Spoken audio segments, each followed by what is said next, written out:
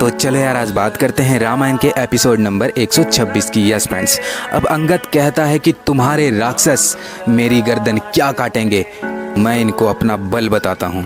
तो उसके बाद अंगद उन सभी राक्षसों को उठाकर एक तरफ फेंक देते हैं और उसके बाद अंगद रावण को एक चुनौती देते हैं कि अगर तुम्हारा कोई भी सैनिक मेरे पाँव को यहाँ से हिलाकर बता देगा तो मैं वचन देता हूँ कि श्री राम से हार मानकर इस रणभूमि से वापस लौट जाएंगे। रावण कहता है कि मुझे ये चुनौती मंजूर है। अब जो अंगद ने अपने पैर को उनके प्रांगण में रखा हुआ था, उस पैर को हिलाने वहाँ पर सभी एक एक करके आते हैं, लेकिन किसी से भी वो पाँव नहीं हिलता। ये देखकर सभी बड़े शर्म फील करते हैं और उसके बाद खुद अंगद का पैर हिलाने के लिए आते हैं। अब जब अंगद का पैर किसी से भी नहीं हिलाया जाता तो उसके बाद रावण खुद अपने सिंहासन से उठकर अंगद के पैर को पकड़ने के लिए जाता है, लेकिन जैसे ही रावण उसके पैरों को पकड़ने लगता है तो वो अपना पैर पीछे हटाकर कहता है कि रावण तुम क्यों मेरे पैरों में पड़ रहे हो? चुनौती सिर्फ तुम्हारी सेना को दी थी, ना कि तुम्हें। और अगर तुम्हें पैरों में पड़ना है तो श्री राम के पैरों में पड़ो ताकि वो तुम्हें क्षमा कर दें और तुम्हारा विनाश होने से बच जाए। तो उसके बाद रावण क्रोधित होकर अपनी सेना से कहता है कि इसको पकड़ो, इसको मत जाने दो।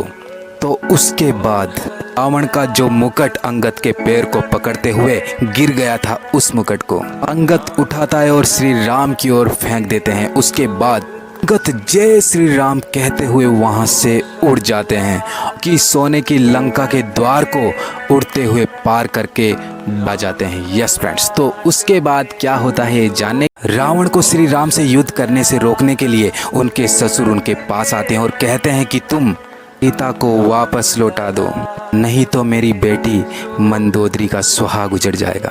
रावण उनकी बातों को ठुकराते हुए ये कहता, तुम मेरे ससुर हो इसलिए मैं तुम्हें कुछ नहीं कह रहा हूँ, तुम यहाँ से चले जाओ वरना। के कुछ समय बाद रावण के नाना भी उन्हें समझाने आते हैं, लेकिन रावण फिर भी नहीं मानता। कहता है कि मेरा इस तीनों लोकों में कोई भी वध करने वाला पैदा नहीं हुआ और मैं राम को अवश्य मारूंगा। तो उसके बाद रावण की माँ रावण के पास आकर रावण को बहुत समझाने की कोशिश करती है और कहती है कि कहीं तुम्हारे पिता की भविष्यवाणी सच ना निकल जाए। उन्होंने कहा है कि तुम रावण का घमंड ही रावण को मारेगा, लेकिन वो अपनी माँ से कहता है कि तुमने मुझे जन्म अवश्य दिया है, लेकिन मैं अपने जीवन का खुद रचयिता हूँ। और उसके बाद रावण वहाँ से भी निकल जाता है। यस फ्रेंड्स, तो उसके बाद तो चलो यार आज बात करते हैं रामायण के एपिसोड नंबर 129 की। यस फ्रेंड्स, अब जब रावण सभी की बातें सुनकर परेशान होकर अपनी पत्नी के कक्ष में जाकर बैठ जाता है तो उतने को उसकी पत्नी जब कक्ष में पहुंचती है और देखती है कि रावण के शरीर से पसीना टपक रहा था, तो उसके बाद मंदोदरी उस पसीने को साफ करती है और रावण से कहती है, हे नाथ, तुमको सब समझाने की कोशिश कर रहे हैं लेकिन तुम क्यों समझ नहीं रहे हो?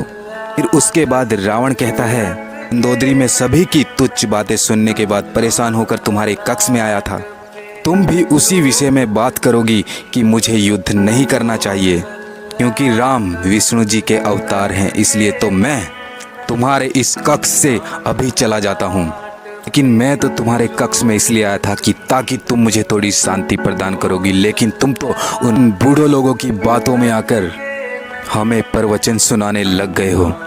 तो उसके बाद क्या होता है ये जानने के लिए मेरा नेक्स्ट स्टेप। चलो यार आज बात करते हैं रामायण के एपिसोड नंबर 130 की। यस फ्रेंड्स, अब मंदोदरी अपने पति रावण से कहती है, तुमको समझाना मेरा परम कर्तव्य है और तुमको सही मार्ग पर लाना भी मेरा ही कर्तव्य है, और तुम्हारे सर पर अभी काल सवार है इसलिए तुम्हें कुछ भी दिखाई नहीं दे रहा है। तुम्हारे लिए और इस लंका के लिए क्या सही है और क्या गलत है। तो उसके बाद रावण उनके कक्ष से बाहर चला जाता है और मंदोदरी अंदर अकेली बैठी रोने लगती है।